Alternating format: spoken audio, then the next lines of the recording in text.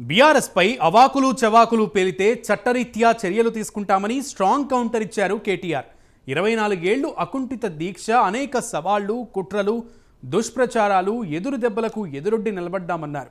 తాము అలసట లేకుండా పోరాడామని, రాష్ట్రాన్ని సాధించి అభివృద్ధికి కేంద్రంగా పునర్నిర్మాణం చేశామని వివరించారు. మిగిలిన రాష్ట్రాలు ఆదర్శంగా తీసుకునేలా తీర్చిదిద్దామని చెప్పారు. కోట్లాది హృదయాలు ఒక్కటై ఆరాటపడింది ఈ తెలంగాణ కోసమేనని, అందుకే అది సాధ్యమైందని తెలిపారు. 2 దశాబ్దాలుగా తెలంగాణ ప్రజలకు సేవ చేస్తున్న బీఆర్ఎస్ ఇకపైనా అలాగే కొనసాగుతుందని స్పష్టం చేశారు. అవాస్తవ, నిరాధార ప్రచారాన్ని ఆపేయాలని హితవు పలికారు కేటీఆర్.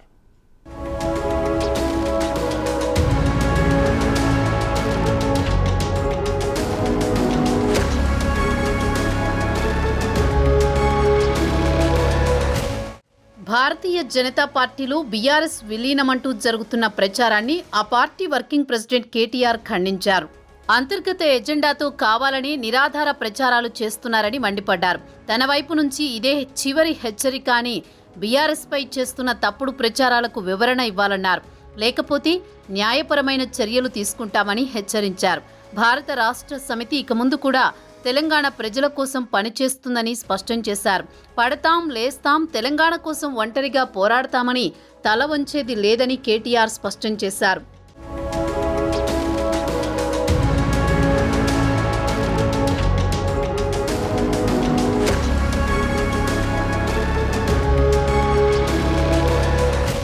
తెలంగాణ అసెంబ్లీ ఎన్నికల్లో పరాజయం పాలైన బీఆర్ఎస్ ఇప్పుడు ఎమ్మెల్యేలను, తమ నాయకులను వేరే పార్టీలోకి వెళ్లకుండా కాపాడుకోవాల్సిన స్థితి ఏర్పడింది. ఇప్పటికే ఎమ్మెల్యేలు అధికార కాంగ్రెస్ పార్టీలోకి వలసలు వెళుతుండటంతో కేసీఆర్, కేటీఆర్ పలువురు ఎమ్మెల్యేలతో సమావేశాలు జరిపారు. పార్టీలోనే ఉండాలని, మంచి భవిష్యత్తు ఉంటుందని భరోసా ఇచ్చే ప్రయత్నం చేశారు.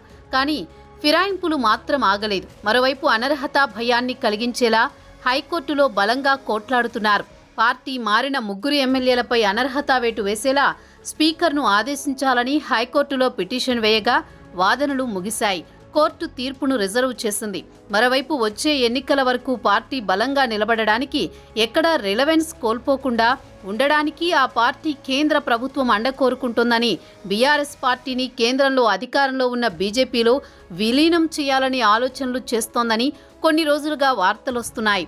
కేటీఆర్, హరీష్ రావు ఢిల్లీ పర్యటనల వెనుక ఇదే ప్రధానంగా ఉందని, కవితను జైలు నుంచి బయటకు తీసుకురావడానికి, రాజకీయంగా తమ ఉనికిని కాపాడుకోవడానికి బీజేపీలో బీఆర్ఎస్ను విలీనం చేయాలనే ప్రతిపాదనను కమలం పెద్దల ముందు ఉంచినట్లు ప్రచారం జరిగింది. ఎంపీలను బీజేపీలోకి పంపితే బీఆర్ఎస్కు అండగా ఉండాలనే ప్రతిపాదనను ఉంచినట్టు వార్తలొచ్చాయి.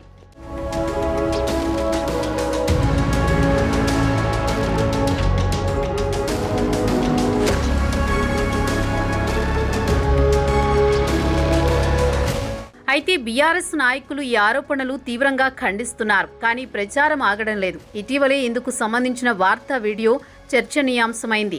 బీజేపీలో బీఆర్ఎస్ చేరుతుందని కొందరు బీజేపీ సీనియర్లు వ్యతిరేకిస్తున్నారని, కానీ ఇది జరుగుతుందంటూ సదరు సీనియర్ జర్నలిస్టు చెప్పుకుంటూ పోయారు.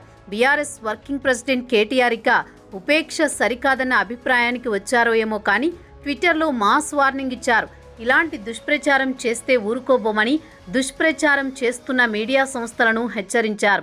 బీఆర్ఎస్పై చేసిన ఆరోపణలన్నీ అవాస్తవాలని అంగీకరిస్తూ వార్త ప్రచురించాలని, లేదంటే చట్టపరమైన చర్యలకు సంసిద్ధంగా ఉండాలన్నారు. మరోవైపు కేటీఆర్, హరీష్ రావు ఢిల్లీలోని మకాం వేశారు. గత నెలలోనూ వీరిద్దరూ వారానికి పైగా ఢిల్లీలో గడిపారు. ఒక్కరోజు మాత్రమే తీహార్ జైల్లో కవితతో భేటీ అయ్యారు. వీరు ఢిల్లీకి వెళ్ళింది బీజేపీతో పొత్తు లేదా విలీన చర్చల కోసమేనని ఢిల్లీ రాజకీయ వర్గాల్లో విస్తృతంగా ప్రచారం జరుగుతోంది. ఢిల్లీలో జరిగిన చర్చల్లో విలీన ఫార్ములా గడువు ఖరారైందని కథనాలు వెలువడ్డాయి. సోషల్ మీడియాలో ఈ వ్యవహారం చర్చనీయాంశం కావడంతో కేటీఆర్ ఘాటుగా స్పందించారు.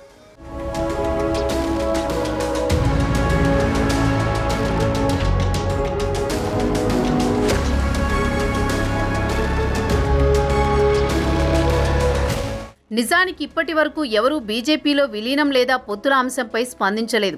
గతంలో బీఆర్ఎస్కు చెందిన 4 రాజ్యసభ సభ్యులు బీజేపీలో విలీనమవుతారన్న ప్రచారం జరిగింది. కానీ ఇప్పటి వరకు అలాంటిదేమీ జరగలేదు. ఇప్పుడు నేరుగా పార్టీనే విలీనమవుతుందన్న ప్రచారం జరుగుతుండటంతో ఈ ప్రచారాలకు చెక్ పెట్టాలని కేటీఆర్ నిర్ణయించుకున్నట్టుగా తెలుస్తోంది. అందుకే గట్టిగా హెచ్చరికలు జారీ చేశారని భావిస్తున్నారు. ఈ విలీన రాజకీయంపై బీజేపీ నేతలు కూడా ఏమీ మాట్లాడడం లేదు. గతంలో మజ్లిస్ చీఫ్ ఓవైసీ కూడా విలీన వార్తలపై స్పందించాలని కేసీఆర్, కేటీఆర్లను డిమాండ్ చేశారు. అయితే మజ్లిస్ చీఫ్ పర్సనల్గా ఏమైనా సందేశం పంపారేమో కానీ బహిరంగంగా ఎలాంటి ప్రకటనలు చేయలేదు. తర్వాత ఓవైసీ కూడా మరోసారి అలాంటి ప్రస్తావన తీసుకురాలేదు. ఈ క్రమంలో కేటీఆర్ ఫుల్ క్లారిటీగా ట్వీట్ చేయడంతో ఇప్పటికైనా ఈ ప్రచారాలకు ఫుల్ స్టాప్ పడుతుందా లేదా అన్నది వేచి చూడాలి.